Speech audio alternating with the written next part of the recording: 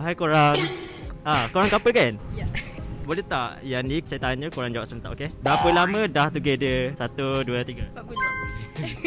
Bila korang gaduh paling teruk sekali? Minggu lepas. Ya. Betul lah. Bukan 2 hari lepas tu. Minggu lepas. Sebab apa? Pasal. Ha? Ha?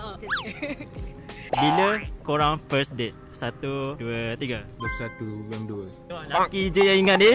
Perempuan tak ingat dia. Saya pakai cover je. Come on, man. Perempuan pun kenalah ingat juga. Mana boleh lelaki je. Apalah, pasal lelaki lah baru nampak effort.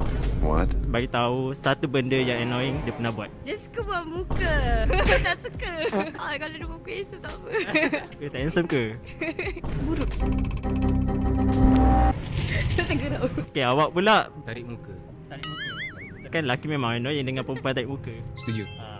Okay, sekarang boleh tak saya nak buat satu challenge dengan korang. Kat tangan saya ni ada darah lip matte. Saya nak awak calik dekat bibir boyfriend awak.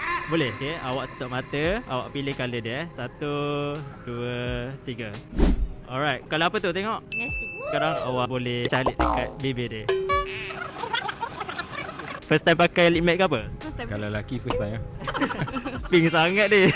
Rate kan berapa per 10 dia punya colour? 9 9 per per 10. 10. Wow. Tu nampak handsome ah? Kan dapat buruk sebab dia dapat perempuan. Nak minta tolong sikit, korang follow sis pilih. Pernah dengar tak? Ya betul. Okay. So tadi dah try produk lip matte kan. Ni lip matte daripada Adara untuk awak. Okay, tapi untuk awak pun ada. Kecil. Untuk awak. Thank you sis pilih.